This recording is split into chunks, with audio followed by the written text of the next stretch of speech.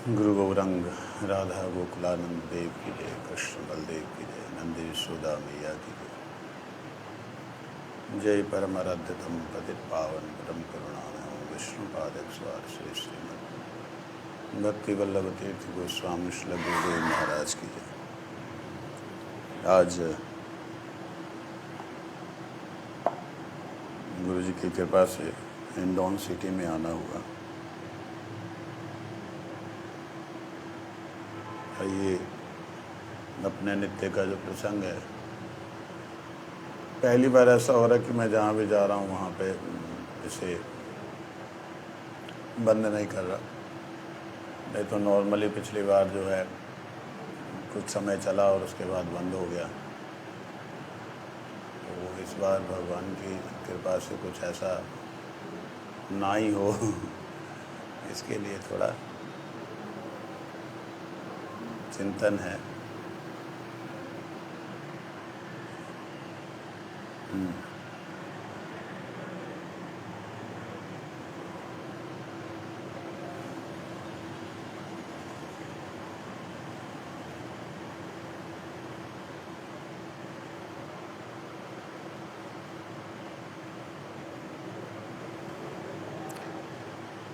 गुरुवे गौरचंद्राय श्रीराधिकाय तदालये कृष्णाय कृष्णभक्ताय तद्भक्ताय नमो नमः। हम लोग जैव धर्म को श्रवण कर रहे हैं। जैव धर्म का जो 14वां अध्याय है उसमें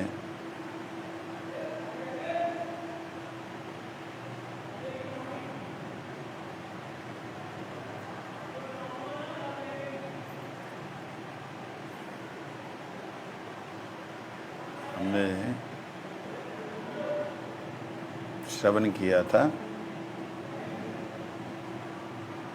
भगवान के गोपालता अपने उपनिषद में भगवान का द्विभुज रूप, भगवान द्विभुज मुरलीधर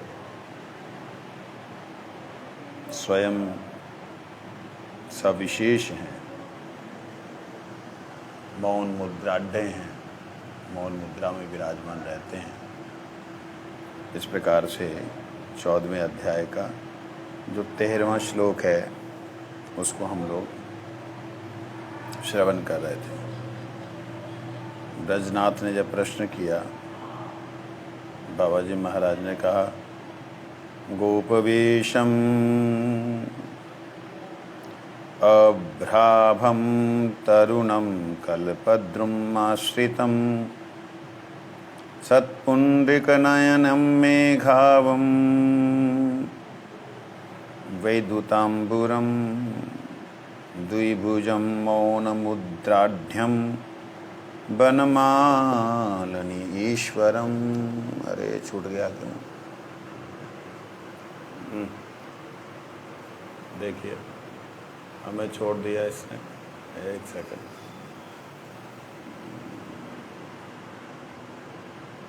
दोबारा आए या इसी को चलने दें?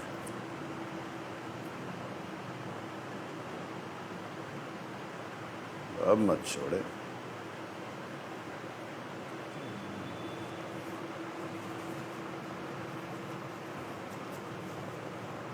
जुगाड़ है।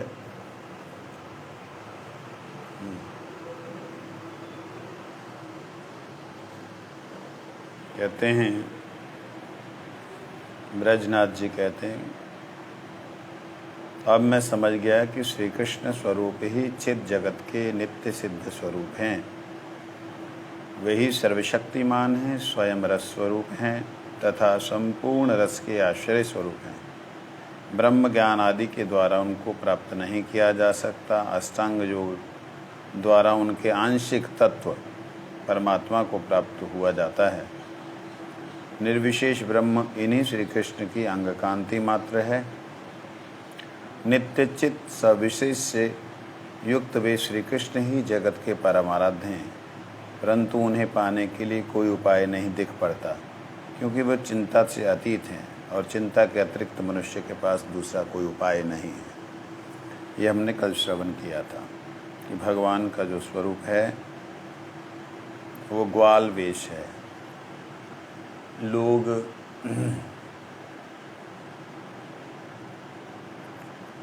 तरह तरह की बातें करते हैं कि भगवान निराकार है, निर्विशेष है, भगवान की कोई शक्ति नहीं है।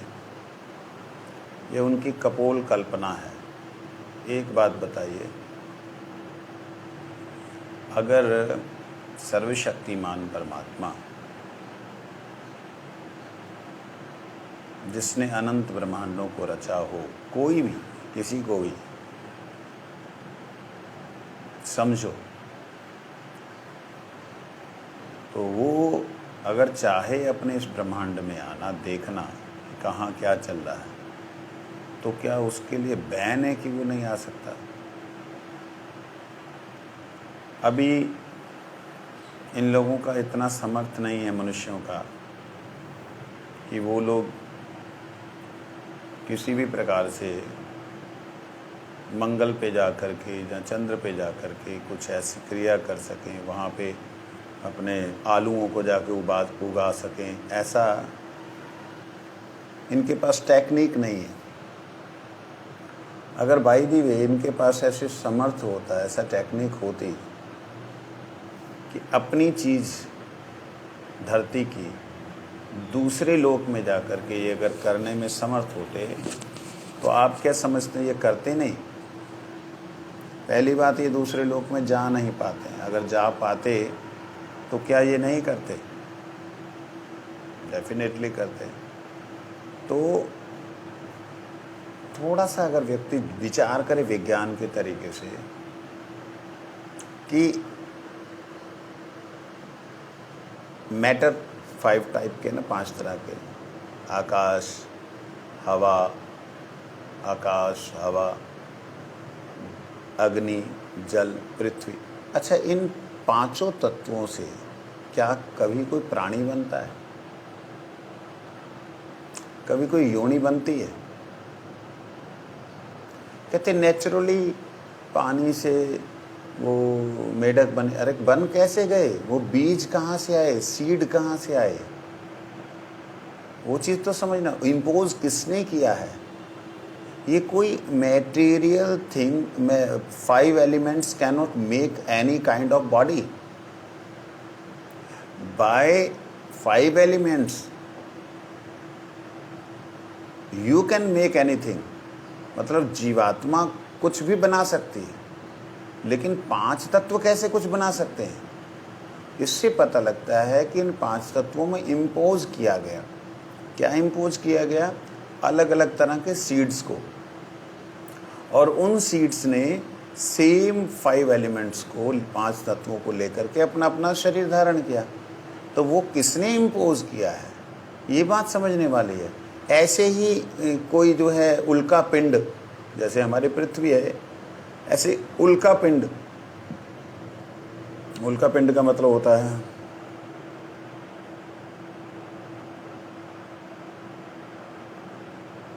ऐसी कोई डेड प्लैनेट जहाँ पे कोई जीवन नहीं है और सिर्फ चमकदार है वो। तो ऐसा कोई डेड प्लैनेट तो नहीं है, ये कोई ऐसा ग्रह, उपग्रह तो नहीं है जिसमें कोई जीवन ही नहीं। इसमें जीवन है। तो जीवन आया कहाँ से, इस बात को वैज्ञानिक लोग नहीं समझ पाते हैं। नहीं समझ पाने के कारण वैज्ञानिक ऐसा समझते हैं कि ये नेचुरली हो गया। अरे नेचुरली कैसे हो गया? अचानक से कैसे हो गया? ये बात अगर हम समझने के लिए जाएंगे तो केवल वेद हैं जो हमें बताते हैं कि जीव परमात्मा का अंश है, और अंश ही इस संसार में अपने आप को प्रकट कर सकता है। चेतन तत्व ही, चेतन ध्यान रखिएगा हमेशा के लिए, जब मैं चेतन तत्व कहूँ तो दिमाग में आ जाना चाहिए आत्मा। इच्छा, क्रिया, अनुभूति, जिनमें इच्छा, क्रिया, अनुभूति, उसे चेतन कहते हैं। डेड थिंग्स मतलब मैटेरियल थिंग्स में इच्छा, क्रिया, अनुभूति नहीं होती। इच्छा, क्रिया, अनुभूति, ये तीनों तत्व इस धरती से नहीं पैदा हुए हैं। ये उस जगत से आए हैं, ये बात को हमें मानना ही पड़ेगा, समझना ही पड़ेगा। अगर हम नहीं समझते हैं तो हमसे बड़ा मूर्ख कोई नहीं होगा। तो इसलिए हमने तो समझ लिया, अब उन लोगों को समझना जरूरी जो इसको नहीं मानते। इसलिए समझिए, चेतन तत्व इस धरातल पर, जहाँ इन ब्रह्मांडों में, जहाँ इस संपूर्ण माया जगत में इम्पोज किए गए, इंजेक्ट किए गए हैं, भेजे गए हैं, जबरदस्ती नहीं, अपनी अपनी इच्छा के अनुसार। जिसकी जैसी उस चेतन तत्व की अपनी इच्छा है, अपनी क्रिया है, अपनी अनुभूति है, इसलिए उनकी अपनी इच्छा क्रिया अनुभूति को जैसे चाहा उन्होंने, वैसा उसके अनुसार उनको स्वरूप मिला। ऐसा भी नहीं कि उस जगत से पहले थे, वहाँ से नीचे गिराए गए, ऐसा भी नहीं है। कहाँ से इम्पोज किए गए, कहाँ से इंजेक्ट किए गए, इस चीज़ को भी समझना होगा। जीव तत्व सारे का सारा जो प्रकट हुआ है वो ब्रह्म की बाहरी परत से, ब्रह्म की, जैसे ब्रह्म की बाहरी परत से, ये जो बाहरी परत से हुआ, उस परत के इधर, ये परत है, इसके और इधर, उस परत के उधर जो है वो अंधकार साउथ साइड में, उसमें ये लोग गए हैं। तो यहाँ जब भगवान के रूप का वर्णन जब किया जा रहा है तो उनको कहा जाता है कि वो नर बपू, वो मनुष्य की तरह, हम बोल रहे हैं लेकिन मूर्ख हैं हम लोग जो ये बोल रहे हैं मनुष्य की तरह, हम उनकी तरह हैं, हमारा रूप उनकी तरह है, केवल हमारे रूप में बिगड़ाव है। मतलब हमारी ये दाढ़ी दूढ़ी आ जाती है, हमारा जो कोमल सा चेहरा होता है वो 12-13 वर्ष का, वो चेहरा जो है धीरे धीरे ये 50 वर्ष का बन जाता है और ये बूढ़ा हो जाता है। इसके अंदर विकार है, क्योंकि ये 5 तत्वों का बना हुआ। लेकिन आपने कभी देखा कि मन जो है वो कभी बच्चा हुआ? कभी नहीं होता। मन के अंदर बड़ी तरंगें चलती हैं। तो इसलिए इससे पता लगता है कि आत्मा का जो मूल स्रोत है, जो आदि कारण है, वो उसका रूप है। और आत्मा जो ब्रह्म से उत्पन्न हुई है, उसका रूप जो है वो चिन्मय बिंदु स्वरूप है, चित्त कण स्वरूप है, चित्त का कण स्वरूप। अब चित्त कण होने के नाते उसको जैसे रूप के प्रति आकर्षण होता है, माया में डमीज बना के रखी थी ब्रह्मा जी ने, उन डमीज में जैसा उसको आकर्षण अच्छा लगता है वैसे वो घुस जाता है और उसमें घुसने के बाद में स्वयं की क्रियाओं को करता है। तो ये बात को हमें समझना होगा कि जहाँ कृष्ण के द्विभुज मुरलीधर की बात, स्वरूप की बात हो रही है, वो ऐसे ही कपोल कल्पना नहीं है। क्योंकि इस जगत में जो रूप आए हैं वो 5 तत्वों ने अपने आप नहीं बनाए हैं, नहीं बन सकते हैं। ईंट अपने आप से मकान नहीं बना लेगी। ईंट को बनाने के लिए भी गारा किसी ने तैयार किया, उस गारे को भी जो है जलाने के लिए किसी ने काम किया। अपने आप मट्टी जो है ईंट नहीं बनती और ईंट जो अपने आप मकान नहीं बनता।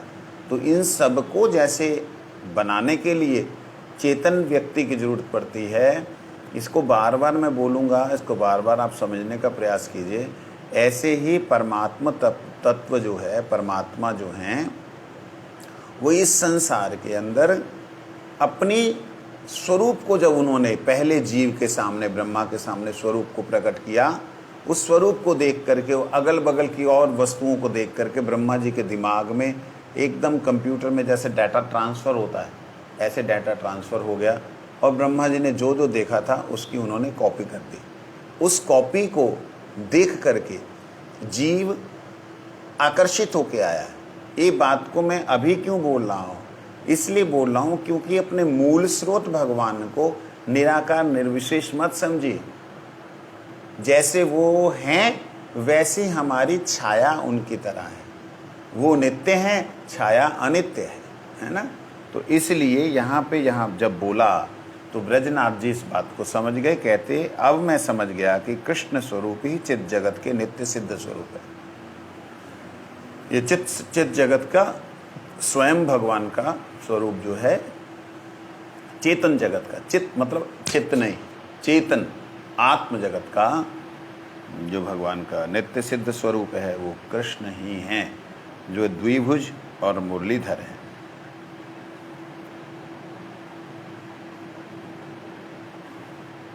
कल हमने ये श्लोक उच्चारण मात्र किया था, केवल इसको पाठ नहीं कर पाए। तम आत्मस्थम ये अनुपश्यन्ति धीरास्तेषां शांति शाश्वती नैरेषाम्। 14वां श्लोक है। बाबा जी महाराज ने कहा, जब ब्रजनाथ जी ने पूछा कि मैं समझ गया, लेकिन उनको ध्यान के बिना तो कोई और उपाय नहीं, और चिंतन से परे हैं, जो चिंतन से परे उनका ध्यान कैसे करेंगे। तब उन्होंने कहा कि जो बुद्धिमान व्यक्ति परमात्मा को आत्मस्थ अर्थात अपने अंदर दर्शन करता है, वही नित्य एवं शाश्वती शांति को प्राप्त करता है, दूसरा नहीं। देखिए, तमात्मस्थम, तम मतलब वह जो आत्मस्थम अपने आप में स्थित को अनुपश्यन्ति को देखता है, लेकिन अनुपश्यन्ति बोला है, ये बड़े दिव्य शब्द हैं। अनु मतलब अनुगत्य होगा तभी पश्यन्ति, अनुगत्य होगा। अनुगत्य का मतलब मैं देख लूँगा ऐसा नहीं, वो कृपा करके जब दिखा देंगे। तो कृपा करके कब दिखाएंगे, ये उनके हाथ में है, ये मेरे हाथ में नहीं है कि वो कृपा करके कब दिखलाएंगे। फिर जब फिर भाग रहा है तो अरे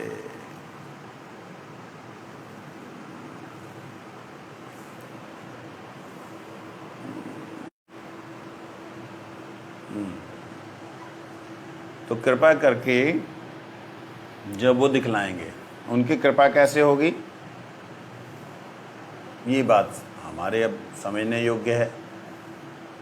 ये अनुपश्यन्ति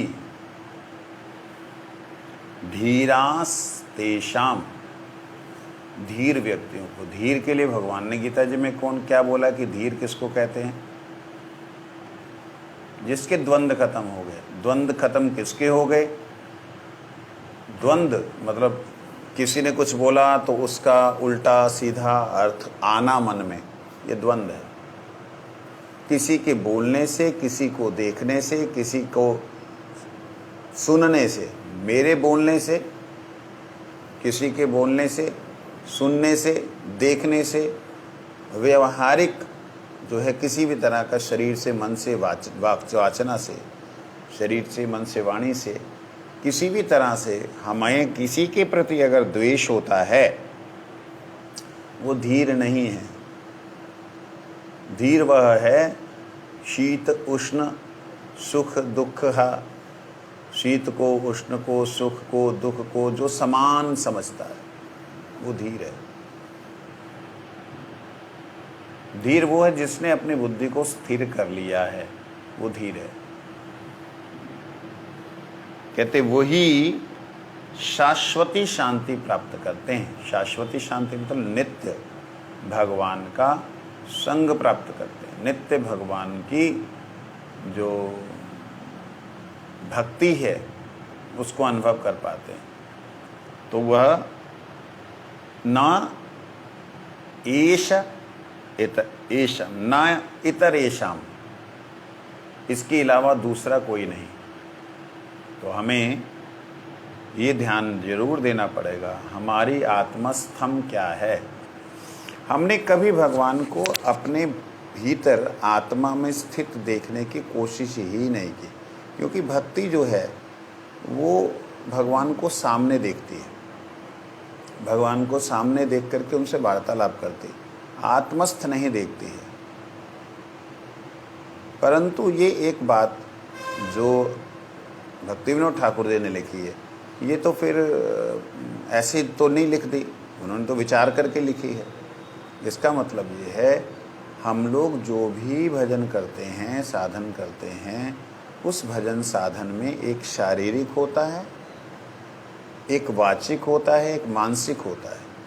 जो मन से होता है वो अंतःकरण में, हृदय में जाके जब होने लगता है, शरीर से, वाणी से, ये दोनों से जो हो रहा है, इसका फल ये है, जब हम शरीर और वाणी को लगातार लगा देंगे तो इसका शरीर और वाणी को लगातार भगवान के नाम जप भजन में लगाने का फल है कि मन की चंचलता खत्म हो करके मन बुद्धि में स्थित हो जाता है।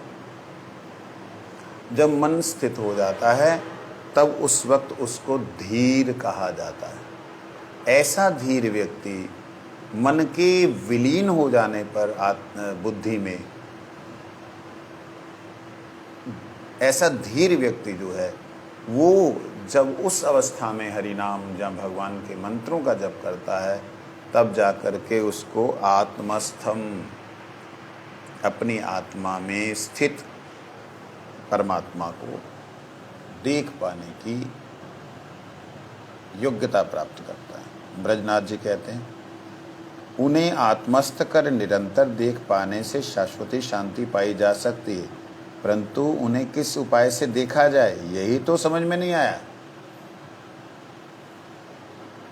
देखिए, आत्मस्थ कर लिखा है, आत्मस्थ कर, कर शब्द क्यों बोला? क्या आत्मा में है? नहीं है, लेकिन हम लोग उसको उसी तरीके से समझें जिस तरीके से एक दर्पण में चंद्र की किरणें हैं। चंद्र की किरणों को देखने के कारण दर्पण में चंद्र नजर आ रहा है, लेकिन हम चंद्र को पीठ किए हुए हैं, पीठ किए होकर के भी हम चंद्र को देख पा रहे हैं, चंद्र को उसमें देख पा रहे हैं। तो उस प्रकार से अगर आत्मस्थम होगा, परमात्मस्थ नहीं होगा, आत्मा में स्थित होगा, परमात्मा में नहीं स्थित होगा, तो वो अपनी आत्मा में आत्मा राम तो हो सकता है, आनंद तो प्राप्त कर सकता है, शांति तो प्राप्त कर सकता है, लेकिन दर्शन नहीं कर पाएगा। दर्पण के अंदर चंद्र का दर्शन तो कर सकता है, मतलब एक तरह से शांति तो प्राप्त कर सकता है कि आहा है, परंतु किरणों को अपने चेहरे पे, अपनी आँखों में लेने के लिए उसे उन्मुख होना पड़ेगा उस तरफ, इधर से उधर मुँह करना पड़ेगा। ये बात तो वो कैसे होगा, वो किस उपाय से होगा, ये जानना जरूरी है अब। क्योंकि बहुत से योगी महापुरुष लोग आत्मा को परमात्मा का अंश समझते हुए आत्मा में ही परमात्मा का कल्पना करते हैं, दर्शन करते हैं, जैसे प्रतिबिंब का किया जाता है, दर्शन करते हैं और उसमें आत्मा आनंदी होते हैं, आत्मा में आनंद लेते हैं। इस प्रकार के बहुत से महापुरुष लोग हैं और वो कोई साधारण जीव नहीं हैं। उनके प्रति अपराध कोई भी व्यक्ति ना करे। जो लोग अपनी आत्मा में परमात्मा का दर्शन करते हैं, जब स्वयं में ब्रह्म का दर्शन करते हैं, स्वयं को ब्रह्म का अंश मानते हैं, उनकी कोई निंदा ना करे, वो साधारण लोग नहीं हैं। ये बात हमें समझनी चाहिए। कठोपनिषद में इसका वर्णन है। उनको धीर कहा गया है, वो हमेशा शांति में रहते हैं। तो ब्रजनाथ जी ने शांति से ऊपर की बात पूछी। कहते ये तो ठीक है कि वो शाश्वती शांति प्राप्त करते हैं। शाश्वती शांति का दूसरा अर्थ होता है मुक्ति प्राप्त कर सकते हैं, परंतु उन्हें देखा किस प्रकार से जाए। तब वो कहते हैं, कठोपनिषद में ही श्लोक है,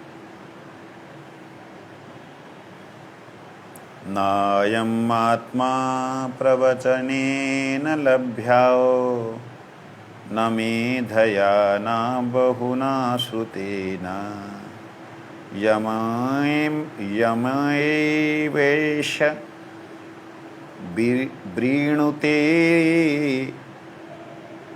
तेन लभ्यस्तद्विज्ञानम् तस्येष आत्मा विवृणुते तनुं स्वाम। क्या कहते हैं? नायम आत्मा प्रवचनेन लभ्य। वो जो आत्मा है वो प्रवचनों के द्वारा नहीं जाने जाती। जैसे मैं बहुत भाषण दे रहा हूँ, इससे नहीं भगवान की प्राप्ति होती।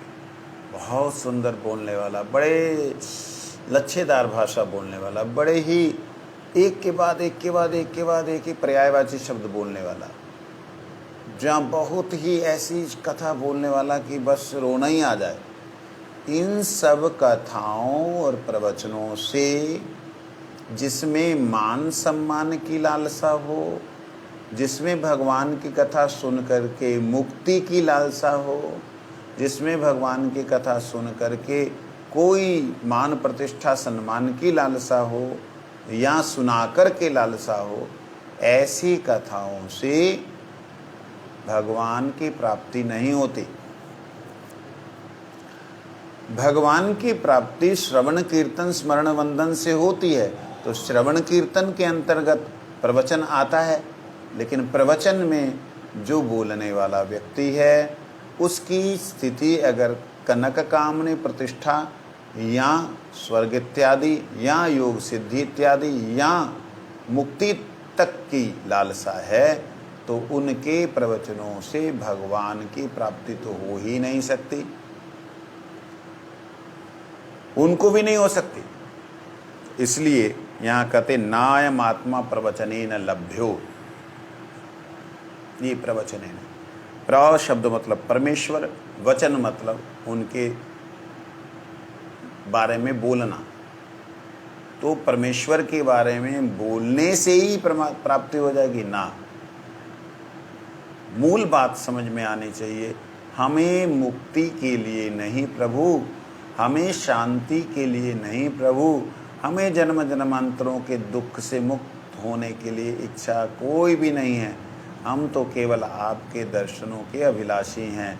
कब कृपा करके आप आएंगे, मुझ दीन को अपनाएंगे। इस प्रकार से दैन्यतापूर्ण जो प्रार्थना करते हैं उन्हें ही केवल मात्र वह अपने दर्शन देते हैं। यहाँ कहते नयात्मा प्रवचन ना मेधया, बड़ा दिमाग है, ऐसी बातें बोलते हैं कि लोगों की समझ से बाहर ही चली जाती हैं। लोग कहते बड़ा अच्छा बोलते, लेकिन क्या करें समझ में नहीं आता, लेकिन हाय हम छोड़ भी नहीं सकते। लो छोड़ ही दो। तो कहते ना मेधया, ज़्यादा बुद्धि लगाने से बुद्धि से ही प्राप्त नहीं होगी। न बहुना श्रुतेन, बहुत सी श्रुतियों को याद करके रखा हुआ है, वेदों को पढ़ के रखा हुआ है, इन सब से उनकी प्राप्ति नहीं होता। बहुत से अध्ययन करने से नहीं होगी। इसलिए किससे होगी? कृपा करके जिसे वो स्वीकार करें। अब कृपा किस पे होगी? किसको कृपा करके स्वीकार करेंगे? ये बात अब हम समझेंगे। कृपा किस पे होगी? जो दैन्यता से भगवान से प्रार्थना करना चाहिए, चाह रहा होगा। क्या? न नाक पृष्ठम न पार्यमेष्ठम, वित्रासुर की तरह बार बार वर मांगहूँ, हर्षिदियो श्रीरंग, पद सरोज अनुपायनी, भक्ति सदा सत्संग। ये प्रभु बार बार आपके चरणों में एक ही वर की प्रार्थना करते हैं। आप बार बार बोल रहे वर मांगो वर मांगो, तो हम भी बार बार एक ही वर मांगेंगे। आप एक के बाद बोलो नहीं और मांगो, तो एक ही है, बार बार वर मांगो। अपनी जितनी बार बोलना है उतनी बार हमने यही मांगना है। आपके चरणों की अहेतु की भक्ति मिल जाए और भक्तों का संग मिल जाए, और कुछ नहीं चाहिए।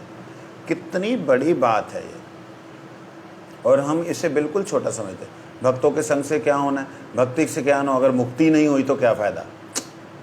ये चीज़ हमारी समझ में नहीं आ रही है, परंतु यही एकमात्र साधन है जहाँ पे आप भक्तों के बीच में अभिमान नहीं करते कि मेरी आत्मा में ही परमात्मा है, मैं उस ब्रह्म का ही अंश हूँ, मैं उससे अलग नहीं हूँ। इस प्रकार का कहीं अभिमान ही नहीं आता। दैन्यता आती है कि प्रभु मैं आपके दासों का दास हूँ, दासों की सेवा करने से आप प्रसन्न होते, इसलिए मैं दासों की सेवा करूँगा। ये भाव आता है। जब ये भाव आएगा तभी भक्ति की शुरुआत होगी, और ऐसी भक्ति को देख करके भगवान आएंगे हमारे पास, आते हैं। ये आशा लगाने का भी कोई लंबा चौड़ा नहीं है, वह है ना, आशा रख पगली आएंगे। वो आशा रखने वाला यही बात है। हमारी पूर्ण शरणागति जिस प्रकार की होनी चाहिए वैसी नहीं है। द्रौपदी भगवान की बहन है, मित्र है, लेकिन भगवान नहीं आए। जब उसने पूर्ण शरणागत हुई तभी आए। तो ये पूर्ण शरणागति, ये हमें ध्यान देनी पड़ेगी। भागवत में कहते हैं, अथापि ते देव पदाम्बुजद्वये प्रसादलेशानुग्रहीतैव हि जानाति तत्त्वं भगवन्महिन्नो नाचान्य कोऽपि चिरं विचिन्वन्। कहते हैं, ब्रह्मा जी बोलते हैं, जो व्यक्ति आपके युगल चरण कमलों को ये बार बार हिलता है,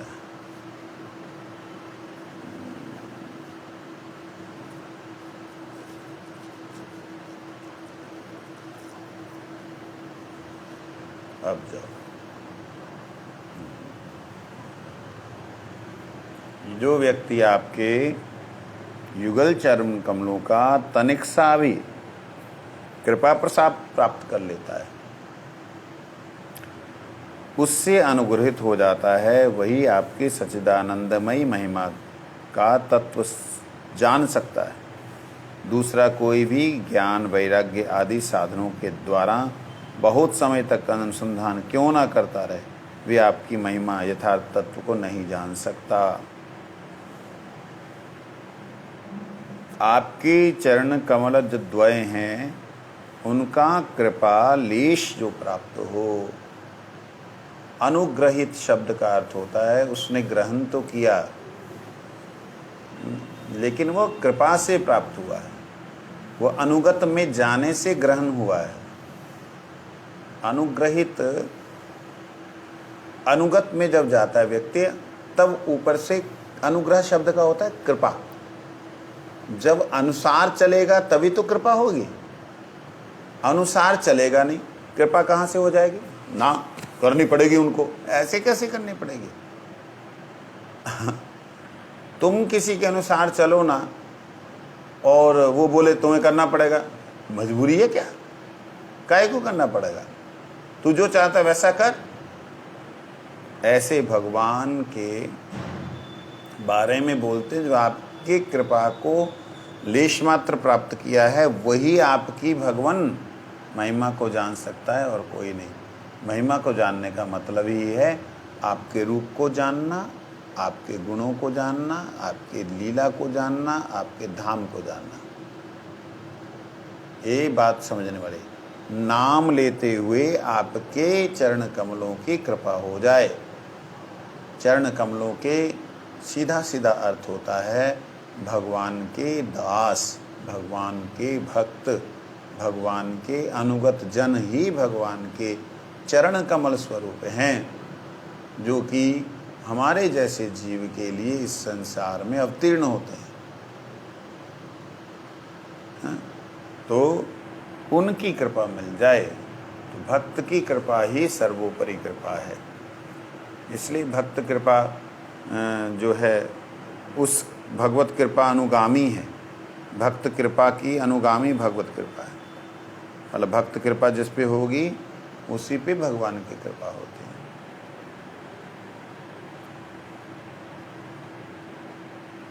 यहाँ पे बाबा जी महाराज कहते हैं, बेटा मेरे प्रभु बड़े दयालु हैं। उन समस्त आत्माओं के भी आत्मा श्री कृष्ण को अनेक शास्त्रों को पढ़ सुनकर तर्क वितर्क द्वारा नहीं पाया जा सकता। तीक्ष्ण बुद्धि द्वारा अथवा अनेक गुरु करने से वे प्राप्त नहीं हो सकते। ये बात हमने कल श्रवण की थी। श्री कृष्ण मेरे हैं, मैं उनका हूँ, ये भाव जब तक नहीं आएगा तब तक भगवान का आकर्षण नहीं होगा। क्या वेद में कहीं ठाकुर जी के धामों के बारे में लिखा है? कहते बहुत स्थानों पे लिखा है। उसका वर्णन करते हैं श्वेताश्वर उपनिषद में, मुंडको उपनिषद में, और पुरुषबोधनी में, गोपाल उपनिषद में। यहाँ पे वर्णन करते हैं कैसे कैसे नाम भगवान के धाम के हैं। ऋचो अक्षरे परमे व्योम्ना यस्मिन् देवा अधिविश्वे निषेदुः यस्तन्नः वेदः क्रीमृचा करिष्यति य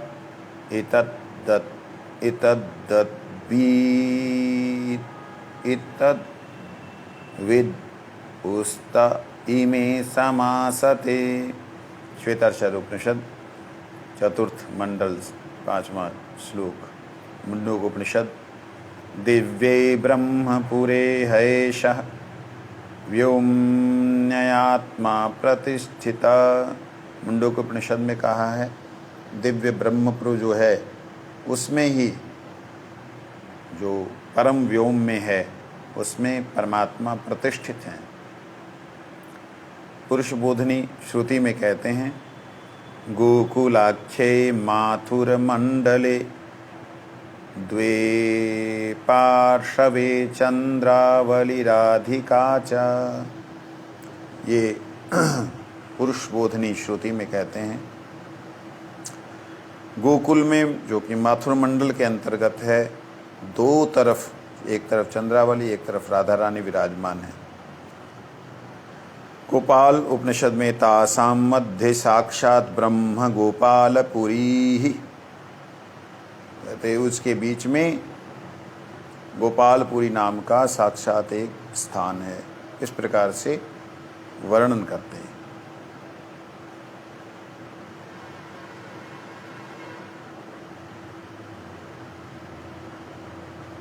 ब्रजनाथ जी कहते हैं तांत्रिक ब्राह्मणगण शिव शक्ति को दुर्गा क्यों कहते हैं?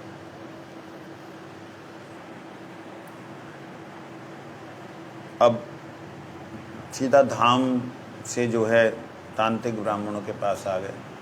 धाम की बात चल रही थी कि धाम का वर्णन है, धाम का वर्णन दिखाया कि बहुत जगह पे वर्णन है, तो एकदम ब्रजनाथ जी तांत्रिक ब्राह्मण गणों के ऊपर आ गए। अच्छा, कि वो लोग दुर्गा, शिव शक्ति को दुर्गा क्यों कहते हैं? अचानक से मतलब प्रश्न बदल गया। बाबा जी महाराज कहते हैं माया शक्ति को ही शिव शक्ति कहते हैं। इस माया के 3 गुण हैं, सत्व रज तम। सत्वगुण संपन्न ब्राह्मण सत्वगुण की अधिष्ठात्री माया की पूजा कुछ अधिक शुद्ध रूप से करता है। रजोगुण से युक्त ब्राह्मण रजोगुण विशिष्ट माया की आराधना करता है। तमोगुण का आश्रय करने वाला ब्राह्मण अंधकार तमोगुण की अधिष्ठात्री माया को ही विद्या मानकर पूजा करता है। वास्तव में भगवान की पराशक्ति की छाया है। उसी छाया का विकार जो है उसका नाम माया शक्ति है। वह पृथक रूप से कोई स्वतंत्र शक्ति नहीं है। जो महामाया है वो कोई अलग से शक्ति नहीं है। इसको कैसे समझेंगे? जैसे अभी हम लोग भागवत, रामायण, उपनिषदें, गीता, आज जैसे हम जैव धर्म का चिंतन कर रहे हैं, ये हमारी भगवत अनुकूला वृत्ति है, ये हमारी सद्बुद्धि है। वही चिंतन बुद्धि में हो रहा है। बुद्धि वही है, बुद्धि बदली नहीं है। इसी बुद्धि में मन के द्वारा प्रेरित होकर के हम असद चिंतन करते हैं। हम किसी का बुरा सोचते हैं, कोई विषयों को अन्य अन्य तरीकों से पाने की कोशिश करते हैं। यही हमारी दुर्बुद्धि है। एक बुद्धि वही है, उपयोग उसका सद और असद होने से सद्बुद्धि और असद बुद्धि हो जाती है। ऐसे ही भगवान की माया, तो माया भगवान के बारे में दिखलाने वाली, भगवान से विमुख दिखलाने वाली माया माया ही है। एक योग कराती है, एक जो विमुख हो गए उनको ताड़न करती है, एक ही माया है। तो ये बात कह रहे, अलग से माया शक्ति बोल करके कोई स्वतंत्र शक्ति नहीं है, वो छाया ही माया है। छायैव यस्य बिभर्ति दुर्गा, माया ही जीवों के बंधन और मोक्ष का कारण है। कृष्ण से विमुख होने पर माया जीव को संसार बंधन में डालकर दंड देती है, और कृष्ण के प्रति उन्मुख होने पर वही माया सत्व गुण का प्रकाश कर जीव को कृष्ण ज्ञान प्रदान कर उसे संसार से मुक्त कर कृष्ण प्रेम का अधिकारी बनाती है। एक ही माया, बुद्धि वही है। किसी को तिकड़म लगा करके उसकी निंदा चुगली और गिराने की कोशिश, वही बुद्धि है कि सब कुछ सुनते हुए भी उससे निर्लेप होकर के स्वयं को निकालने की कोशिश। दोनों एक ही है। कहते इसलिए माइक गुणों से बंधे हुए जीव माया का शुद्ध स्वरूप अर्थात भगवान की स्वरूप शक्ति को देखने में असमर्थ होकर छाया शक्ति को ही आद्या शक्ति मानते हैं। है छाया ही, अलग नहीं है। आद्या शक्ति जो मान रहे, देखा जाए तो सही मान रहे। महामाया को आद्या शक्ति कहते हैं ना, यही शक्ति सब है, इसी से सब कुछ हुआ। ओ बाबा, अंधकार में इससे सब कुछ हुआ है, और प्रकाश में ये उससे हुई है। प्रकाश के कारण से छाया हुई है। अंधकार में जो कुछ हुआ ये आद्या शक्ति यही है, लेकिन प्रकाश में जो कुछ हो रहा है उसकी ये छाया है। ये बात को जल्दी कोई समझेगा नहीं, ना समझे तब भी उसे हमें समझाने की कोई ज़रूरत नहीं है। ये बात ध्यान रखिए। हम लोग जब समझाने लगते हैं, हमारे पास ऐसे सूत्र, ऐसी बातें नहीं होती जिसके कारण लोग सामने वाले समझ नहीं पाते। ये जो है, जो मैं पढ़ रहा हूँ, अगर आप लोगों के पास ये जैव धर्म हो तो उससे फ़ायदा ये होता है कि जो मैं बोलता हूँ आप भी उसको देखते हैं और उसके बाद उसकी व्याख्या को सुनते हैं, तो आपके समझ में पूरी तरह आ जाती है। ये PDF है इसकी, तो अलग से अगर PDF ओपन की जाए, या ओपन करके खोल करके रखी जाए, तो आप लोगों को समझने में सुविधा होगी।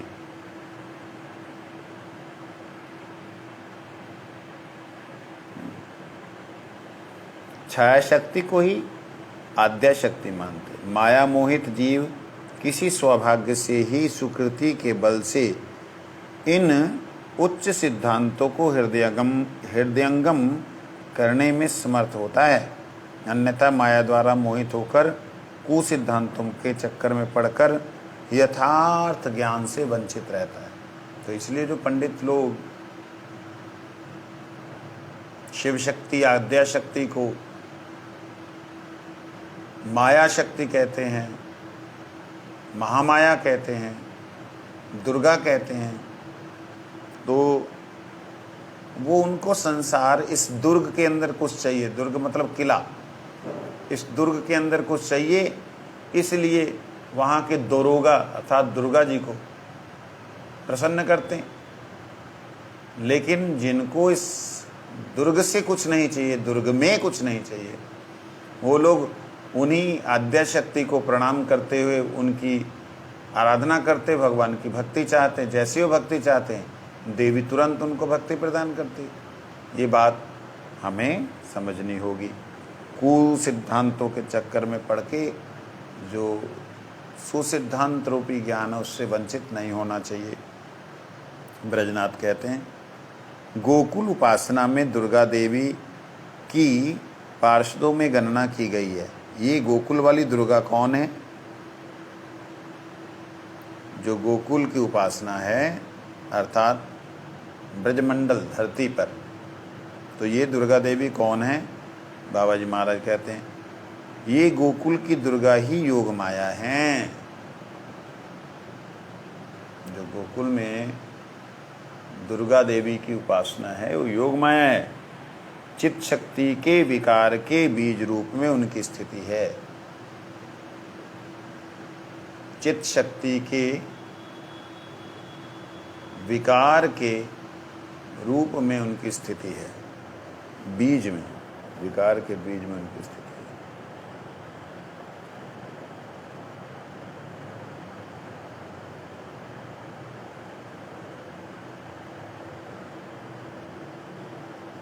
चित्त शक्ति तो भगवत धाम हुए।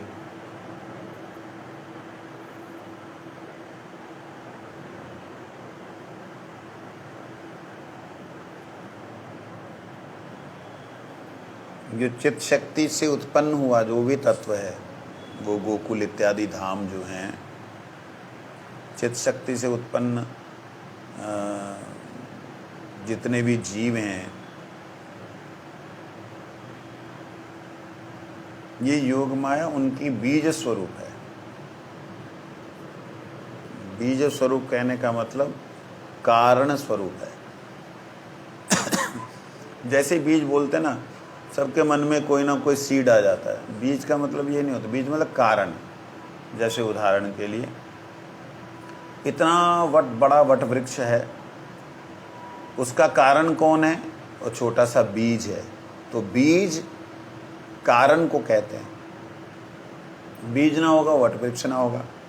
ऐसे ही उसी वट वृक्ष का जो बीज है वो भी उसका वास्तविकता में कारण नहीं।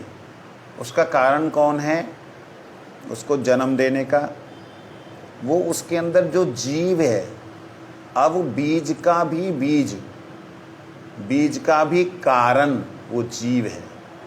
इस तरीके से जीव का भी कारण परमात्मा है। इसलिए जीव का भी जीव, जहाँ जीव भी जिनसे हुआ है वो बीजादि बीज, कारणों के कारण। तो यहाँ जब बीज शब्द बोला जा रहा है उसको समझना होगा चित्त शक्ति के विकार के बीज के रूप में उनकी स्थिति, अर्थात चित्त जगत जो भी प्रकट हुआ है वो उन्हीं के कारण से हुआ है, उसे योग माया कहते हैं। ये थोड़ा सा समझने में कईयों को दिक्कत आ सकती है। जैसे दाऊ जी महाराज हैं, वो कृष्ण ही तो दाऊ जी हैं। अब दाऊ जी जिससे क्रिया कर रहे हैं, दाऊ जी जैसे क्रिया कर रहे हैं उसको योग माया शब्द कह दें तो सारी बात क्लियर हो जाएगी। मैं जैसे बोल रहा हूँ तो मेरी वाक शक्ति बोल दें तो उससे सारी क्लियर हो जाएगी। लेकिन वाक शक्ति से तो बकना होता है, बोलना होता है। मैं बोल क्या रहा हूँ, मेरी धी शक्ति बोल दें, सारी बात क्लियर। धी शक्ति भी जो है तभी काम करती है जो हृदय शक्ति, हृदय में शक्ति रहती। तो इस तरीके से एक दूसरे से कनेक्टेड है और इसका आपस में इतना कनेक्शन होता है कि वो बड़ा ही दिव्य होता है। मतलब उसे हम डिफाइन अलग अलग नहीं कर सकते। यहाँ जो कर भी रहे हैं तो उसमें बाद में एक ही दिखलाई देता है, एक ही तत्व में दिखलाई देता है ना, चित्त शक्ति में आके दिखलाई देता है। इसलिए जब वे चित्तधाम में वर्तमान होती हैं तब वे अपने को स्वरूप शक्ति से अभिन्न मानती हैं। उन्हीं योग माया का विकार ही जड़ माया है। जड़ माया में अवस्थित दुर्गा चित्त जगत में स्थित स्वरूप शक्तिगत दुर्गा की सेविका हैं।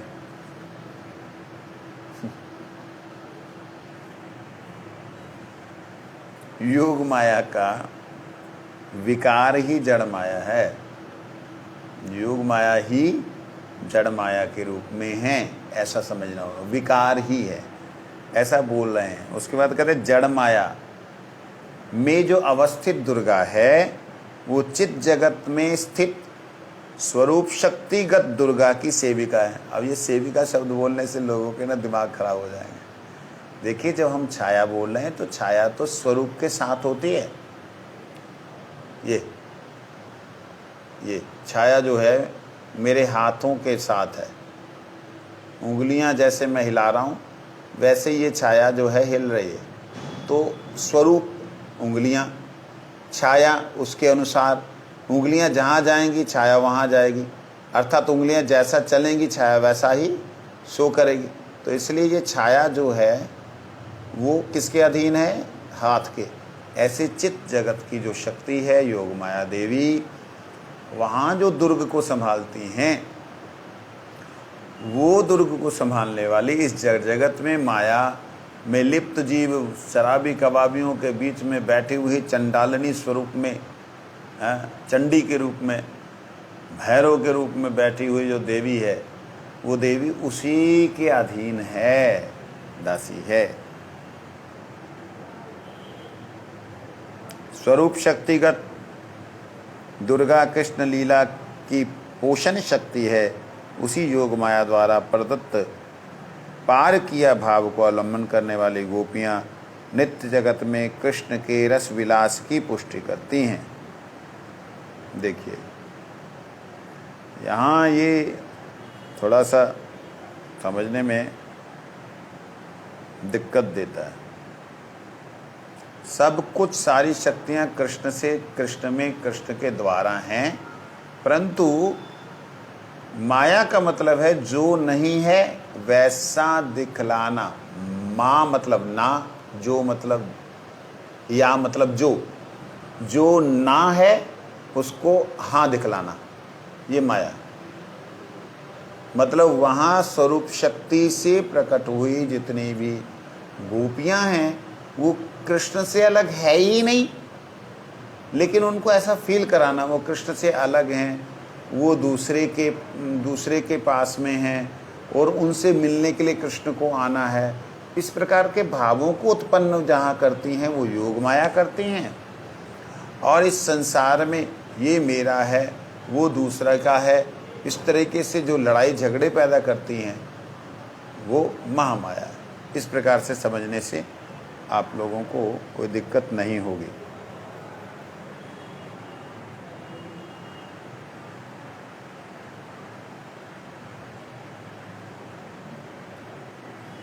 कहते हैं रासलीला के योग मायानुपाश्रिता, श्रीमद् भागवत में ये पुष्टि है। रासलीला में जो ये शब्द आता है योग मायाम उपाश्रिता, ये सब कुछ योग माया के उपाश्रित है।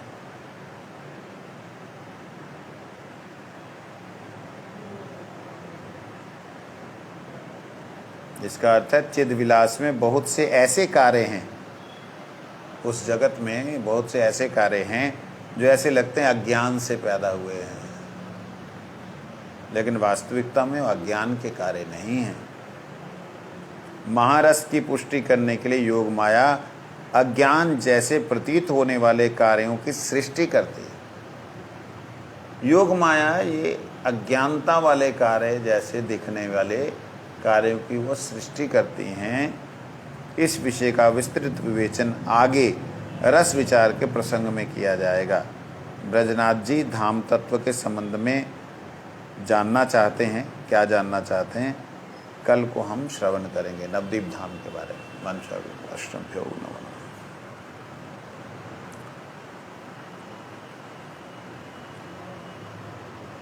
आप में से अगर कोई व्यक्ति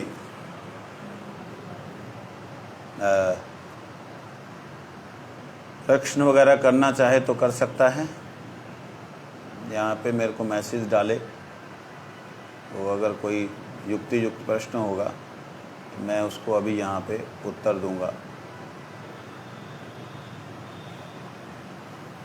हाथ खड़ा कर दे जिससे पता लगे हाँ अभी कोई प्रश्न कर रहा है। उसको इनवाइट किया जा सकता है, जैसे मैं हमारे गुरु भाई श्री राज काटिया जी को इनवाइट करता हूँ।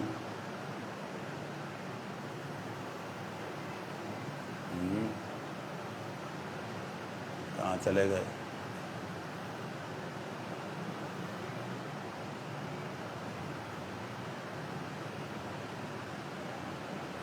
अच्छा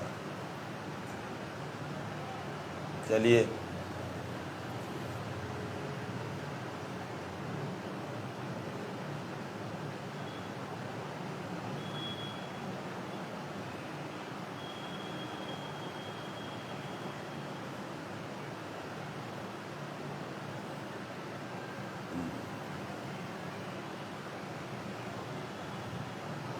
ठीक है।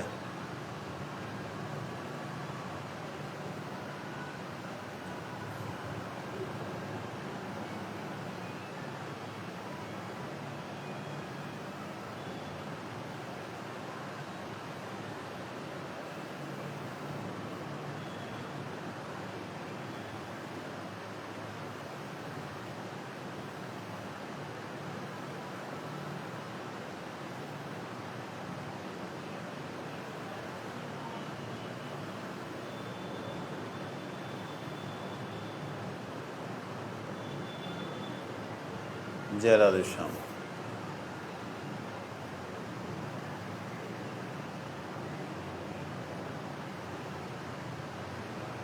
प्रतिमा माता जी,